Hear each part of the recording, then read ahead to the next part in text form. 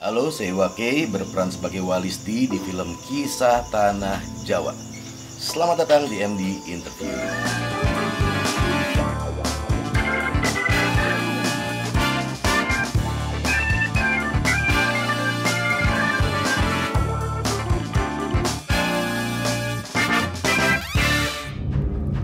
Sebuah perjanjian dengan jin Banaspati yang akan membuatnya hidup selamanya sebagai pocong gundul. Walisti itu adalah satu karakter yang penuh dendam terhadap dunia. Ya mungkin emang masa lalunya yang membuat dia menjadi membenci dunia, mengambil jalan pintas dengan ilmu hitam, membentuk sekte ilmu hitam, dan mempunyai obsesi untuk immortal alias hidup abadi dengan menjalankan cara-cara yang memang agak di luar akal. Yang terkutukkan datang mengetuk pintumu untuk menghirup sisa hidupmu. Di film ini adalah jemaahnya Walisti ketika dia berusaha untuk immortal, hidup abadi. Emang keduniaannya kuat banget sampai dia merelakan untuk mengabdi kepada Banaspati, yang membuat dia akhirnya berevolusi menjadi pocong gundul yang memang akhirnya membutuhkan tumbal-tumbal setiap putaran waktu, dan tumbal-tumbal inilah akhirnya yang membuat pocong gundul ini ketemu dengan sosok Hao.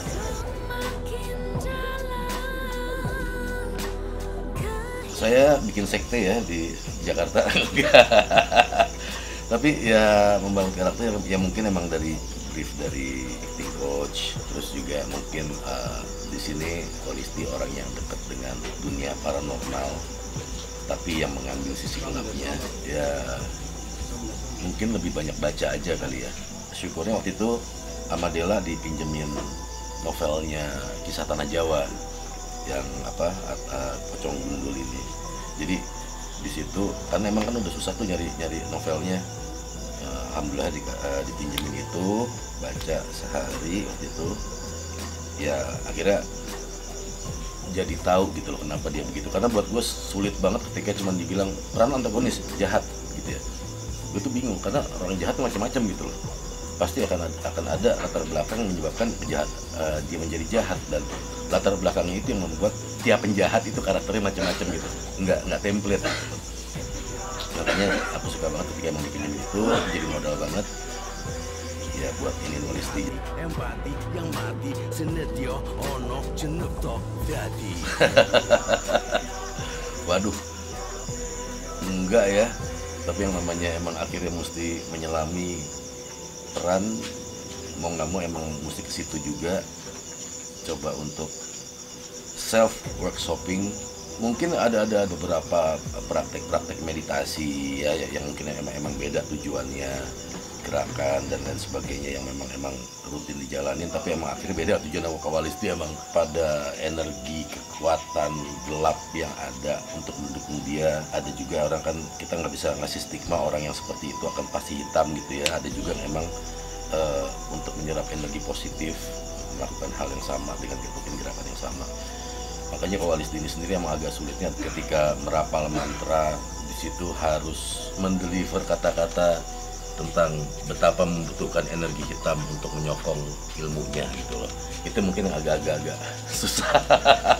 Mungkin simple, tapi buat gue yang ngejaga itu banget supaya kamu kelihatan real, tapi di sisi lain nggak masuk ke kehidupan real gue.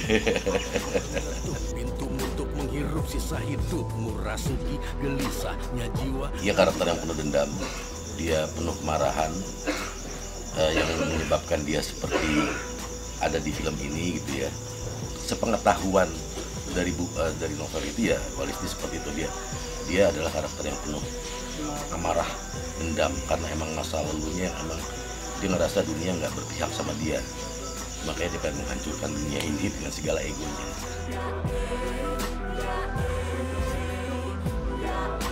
Banyak challenging di sini ya, challenging banyak ya, ketika memang tengah malam lah, tiduran di liang lahat, disiram hujan, dimana akhirnya hujan itu kan pasti akhirnya menggenang, sementara gua nggak nggak mesti berekspresi, karena kalau ada ekspresi mungkin bisa jadi apa, knalpot buat pembuangan apapun kelemahan kita ya. Tapi ketika emang harus diem bener-bener ya itu nahan hujan semua, challengingnya emang lebih ke fisik ya gitu. Emang sehat lah ketika emang menjalani scene di film ini ya. Nggak fisik aja sih, pikiran mesti sehat. Kalau nggak sehat-sehat amat bisa ngelakon nih, kacau nih balis dini.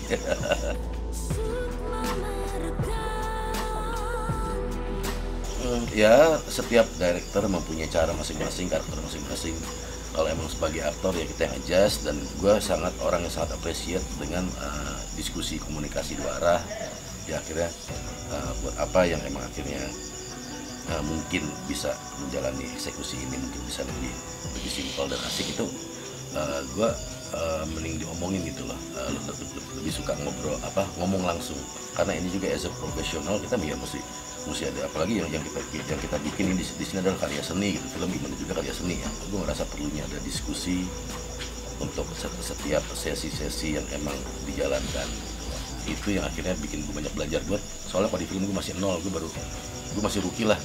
Kalau di film gue selalu datang ke studio dengan posisi kayak gelas kosong yang sampai sini gue minta isi gitu loh. Jadi gelas gue penuh, jadi knowledge gue nambah. Makanya gue ngerasa diskusi itu penting untuk satu proses pembuatan karya ya, kalau karya seni film utamanya.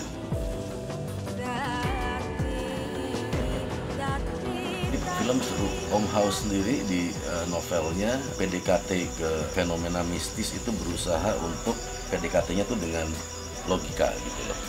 Mungkin ini adalah perspektif lain dalam horor yang buat menarik.